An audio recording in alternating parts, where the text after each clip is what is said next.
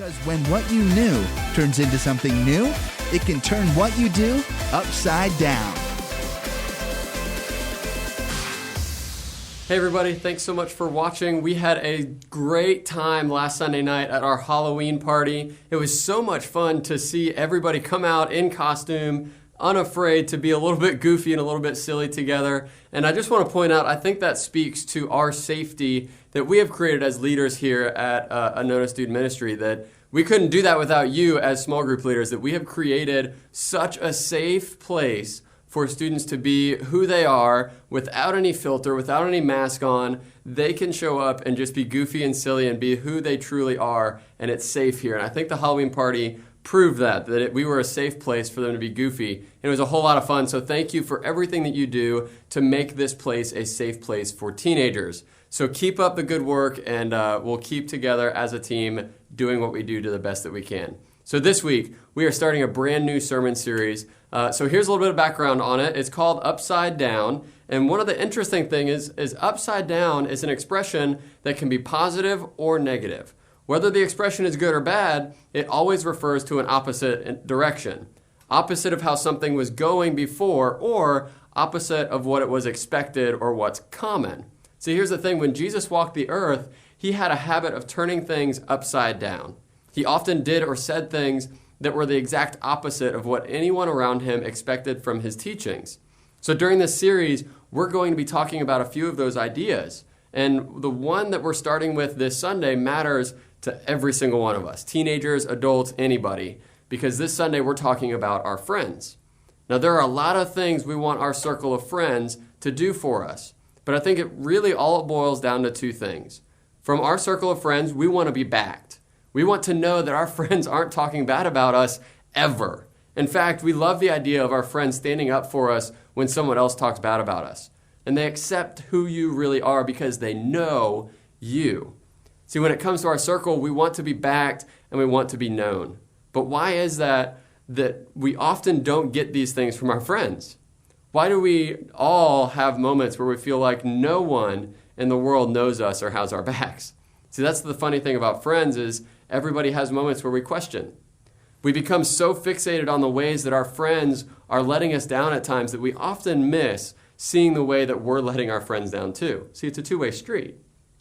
We're going to look at the story this week from one of the Gospels, the 4 books that tell us about the time that Jesus spent on earth where he taught, and this happens to come from the book of John.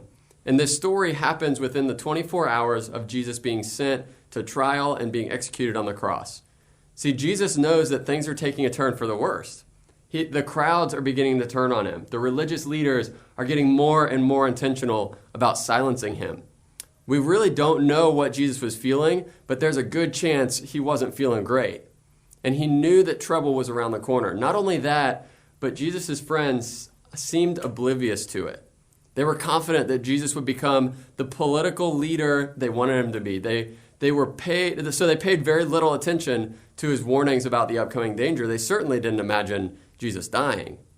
So Jesus seems to be carrying this burden all by himself. His friends don't understand what he's going through.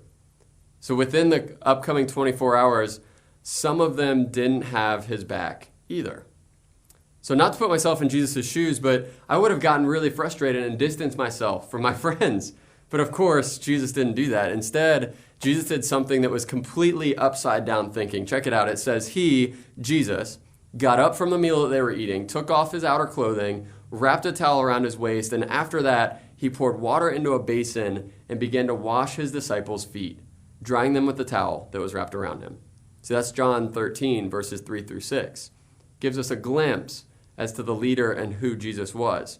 See, Jesus was the leader of that group. Jesus was the guy in charge, the one they all looked up to. And he's the one doing the job of a servant?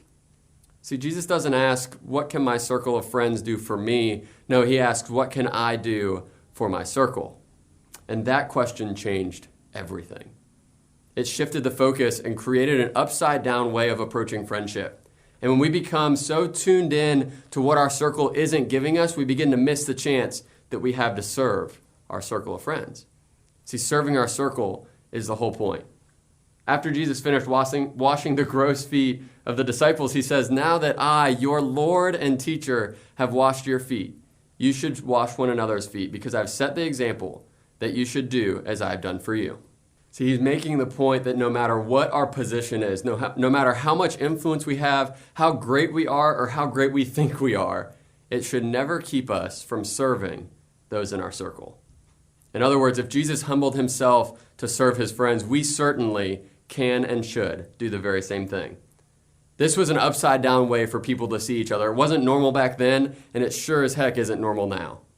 It was normal and understandable for everyone to simply look out for themselves. And the more influence and power you had over someone, the less you had to serve. See, this is one of the things that sounds like a great idea until we actually start doing it. It's about becoming people who serve our circle of friends. It's an awareness of what they need, and it's a mindset of looking for ways to serve them. So the idea this Sunday for our students is to be the friend that you want to have. See, remember earlier we talked about how we all want to be backed and we all want to be known. Hey, guess what? Your friends want the very same thing. So as we head to small groups this week, I want you to think of your circle, especially you as a leader. We're going to ask students to do the same thing. What would it look like for you to change the way that you treat each other? What if you asked each other questions? What if you showed up more and supported each other more? Maybe it starts with you. See, be the friend you want to have and start turning your approach toward friendship upside down. And here's the thing, I think we'll be surprised by what it does for our friendships and what it can do for our futures together with the people around us.